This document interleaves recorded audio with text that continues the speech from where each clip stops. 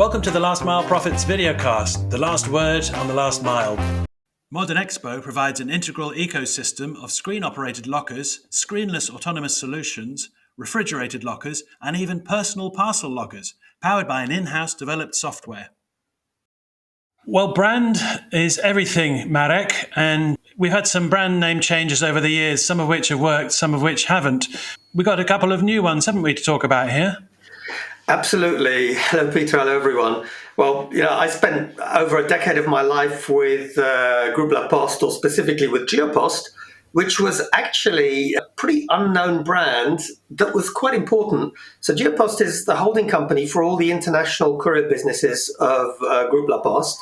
And these multiple group companies, you'll have DPD, Post, Chronopost, SEO, Stewart. Sometimes people say it's really weird because you've got the DPD logo, but there's so many companies using it. The reason is they're all part of the larger group. This is my speculation, but I think what probably Groupe La Poste have decided is actually to try and consolidate under one brand that is closer to the Groupe La Poste brand. So I did a bit of homework. And did you take a look? Did you see the new logo, Peter? Yes, I did. Yes, it looks somewhat familiar. Yeah, did you see l'oiseau postal, which is the postal bird? Right, I can see a beak sticking out there. Absolutely. So what they did is they took the l'oiseau postal, changed the colour to red, which matches DPD and Geopost. By the way, 1960s, I think, a guy called Georges actually developed that brand. So, I think there's method in their madness. Makes some sense to basically put all of the international and actually domestic brands under one roof. So, let's see. But I think, it makes a bit of sense. There were some more interesting rebrands, though. Any you can think of? Well, the one that immediately springs to mind is in the UK when Hermes branded to Evry in a way to principally, we think, kind of shed the reputation that it carried around with it. I don't think, well, maybe the jury's still out on that one. I don't think that was particularly successful, judging by some of the comments floating around on social media. Do you know what, though? Sometimes, Peter, we just don't know because it could be that it's to do with the acquisition. So Hermes UK was bought by Advent a couple of years ago. It may have been that part of the deal was that within X years they stop using that brand because it's a brand that's still owned by another company throughout Europe. So that could have been the case. There's a good chance there's a licensing thing there, a bit like what's been going on with some of the hotel groups where they're not exactly owned by who you expect them to be owned Absolutely. By. But there's some other interesting ones. Do you remember there was something called Home Delivery Network that became Yodel? Yeah. Which I think that's an interesting name. But the one that I think tops everything was Royal Mail. Now, who remembers this? Royal Mail became, was it Consignia or Consignia? 2001. Yeah, that was short-lived as well. I think, even the general public were up in arms about the loss of quite an iconic brand name there in the Royal Mail and everything it represented prior to then. I think the unions refused to acknowledge the brand, and the uproar just meant it was almost within 12 months it returned back to its original name. The most ridiculous amount of investment from in that rebrand, completely wasted. And when you think about it, Peter, this is a very costly exercise because you've got vehicles, you've got all the branding in retail outlets, you've got all the documents, it's just incredible, the uniforms. It's an awful lot of money to be spent. The only thing I'd say, please, guys and girls, if you're going to rebrand, make it evolutionary. So I was actually involved in a couple of rebrand exercises. And what we did is we started saying that the company X is going to change their name to Y. All the old uniforms stayed till they had to be replaced anyway. So we didn't waste talking. We had video cast on sort of green issues. Can you imagine all the uniforms and all the other things that were probably thrown away? No one even thinks about that.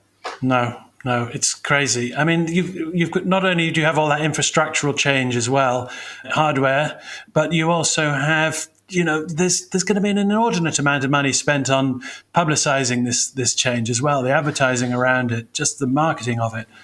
It's crazy, absolutely crazy. But sometimes these rebrands work, though, don't they? I'm trying to think. Is that one that's been really, really successful? I'm trying to think. For me, Peter, the ones that have really worked have been the ones that were evolutionary. Talking about DPD, I thought that they had quite a good rebrand. So just towards the end of my time at DPD, which I think will have been around about 2013-14, they rebranded the DPD logo. It was evolutionary. Everyone could still see that it's the same logo. The colours didn't change. And I think that was quite a cool exercise because they just rejuvenated the brand. I quite like the one, I don't know if you've seen it, but I think GLS again did the same thing. It's not revolution, but evolution. So I'm much more comfortable with that sort of thing.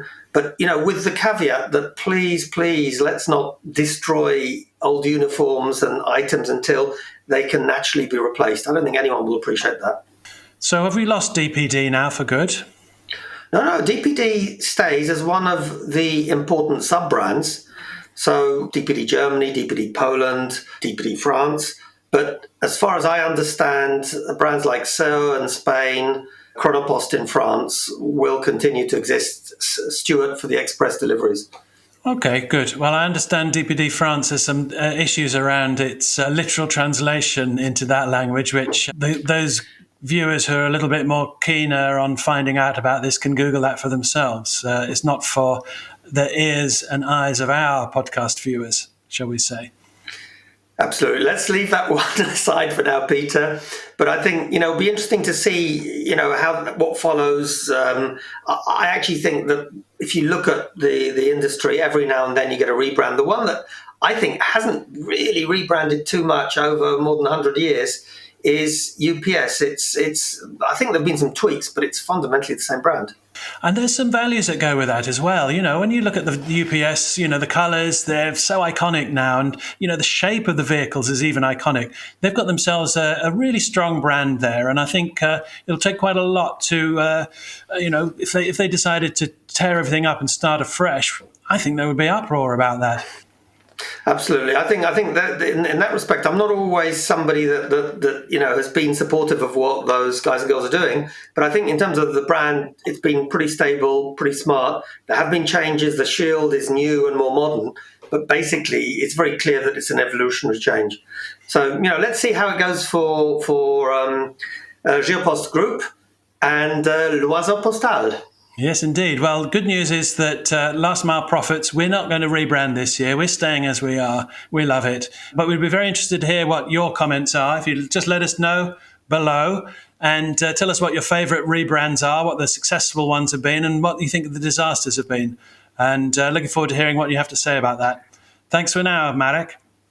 Thanks, Peter. Actually, that's a really cool one. Please put down your views on what the best and worst rebrands are. I think that would be quite an interesting exercise. Thank you for watching the Last Mile Profits video.